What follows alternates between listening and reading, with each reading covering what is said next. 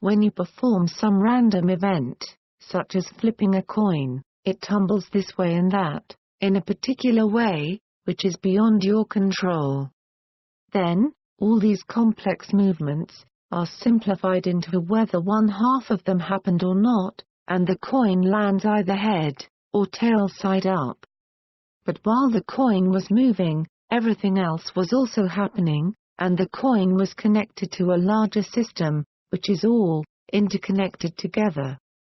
Thus, your simple coin flip simplifies the whole of reality into whether one half of it happened or not. This can be expanded beyond a simple one-dimensional sampling of reality to create pictures having additional dimensions of space and time. Each coin flip is then 1 or 0, thing or not thing, light or dark. But this stream of information is not error-corrected. So in order to see it properly, you need to be correctly synchronized with it, or the true pattern within the stream will remain hidden from you. This one, referred to as the subject, performed a number of experiments to reveal the pattern behind reality. 2 such experiments are recorded here for your consideration. Experiment 1. The subject prayed to the true and living God, whom the subject identifies as Jesus Christ, the God of Israel. The subject was unemployed, and asked this God to reveal what the subject's next job would be. Then the subject flipped 6 coins 6 times, in a particular way, producing 36 coin flips in total.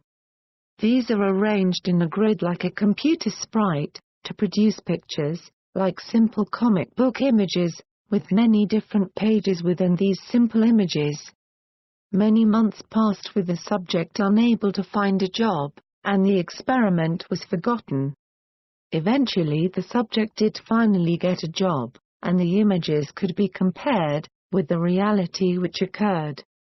One of the pages showed a precise picture of the building where the subject worked, also showing one half of the total scene. This was a car dealership where the subject worked as a driver. The subject's job was to move cars around as required, parking them against walls and each other with no wasted space. But most of the time the subject stood against the building wall, and stopped people from parking next to that wall. The subject spent most of his time leaning against this wall, staring at a repeating row of identical houses. This is further simplified within the image by just having it offset, as the whole scene was that same image repeating in a line. This was the other half of the entire scene. The same image also shows a close-up of the subject doing the job.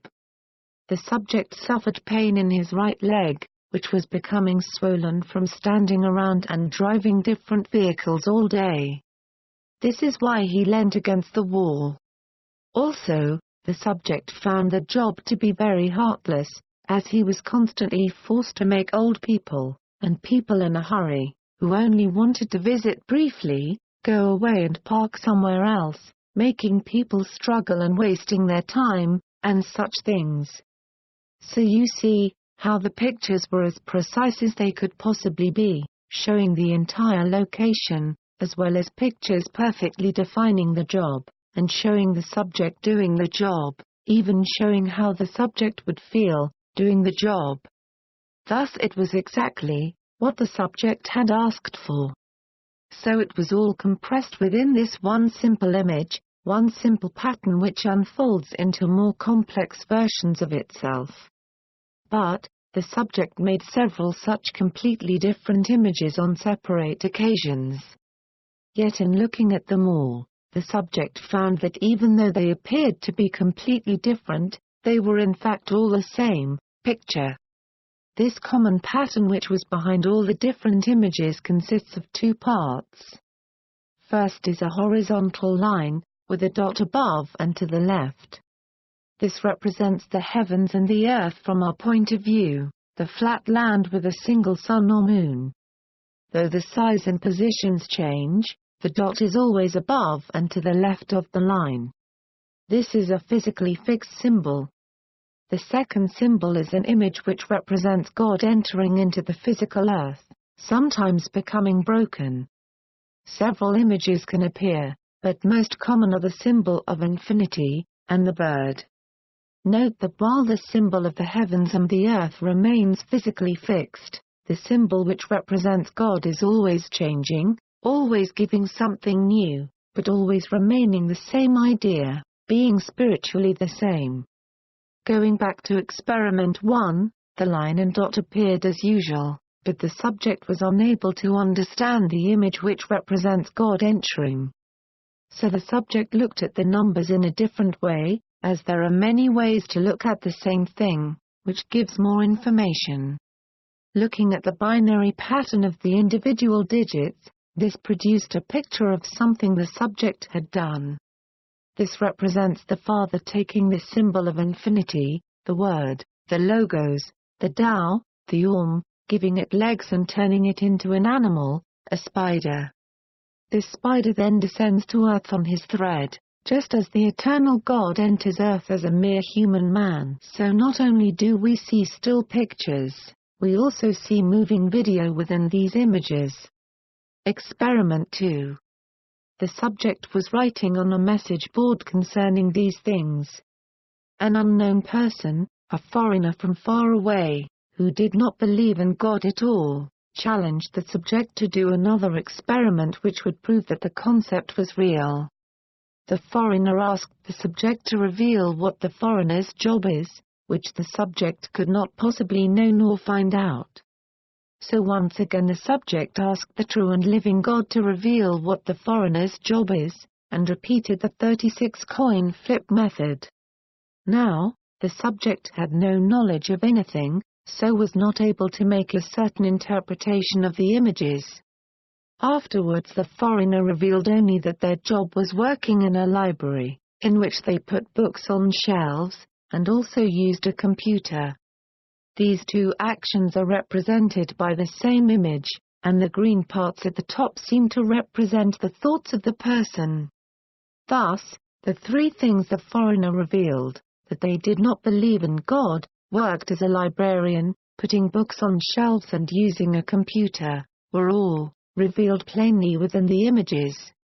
Yet many other jobs would look the same too, putting boxes on shelves, and using a computer, but one of the pages makes it more plain.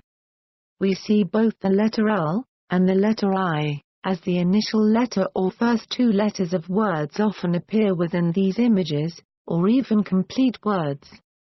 Also it resembles the logo for all libraries where the subject lives, which is supposed to look like somebody reading a book.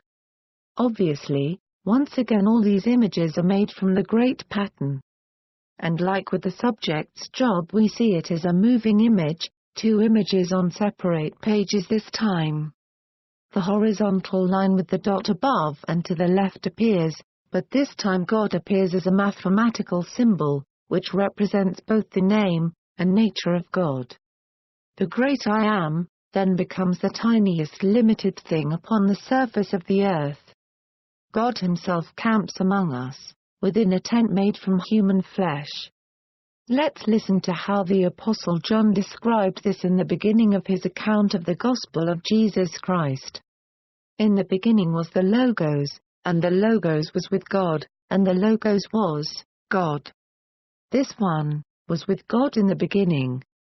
All things came into being through him, and without him, not even one thing which exists came into being. In him was life, and the life was the light of men. And the Logos became flesh, and camped among us. And we beheld his glory, the glory of an only begotten of the Father, full of grace and truth. Now, concerning these experiments, a couple of points should be made plain. The recognition of numbers, letters, symbols and pictures is not a subjective thing. It either is or it isn't that symbol. People can even read ridiculous handwriting, yet claim not to see these clear images. Also, if even one of these pixels were in a different place, the whole combination of images would fail to appear with perfection. and the probability of all these coin flips being exactly right is truly astronomical. It is impossible that it could, repeatedly, happen by chance alone, every single time, and anyone who claims it has no meaning, is as much of a liar, as those who claim they can't see the letter T, or the letter S. So, in conclusion, we see that the pattern behind the whole of reality, in its current state, is the exact pattern which is claimed by Christianity. It is all made from that pattern. And so, we see, as the Apostle Paul wrote, to live is indeed Christ.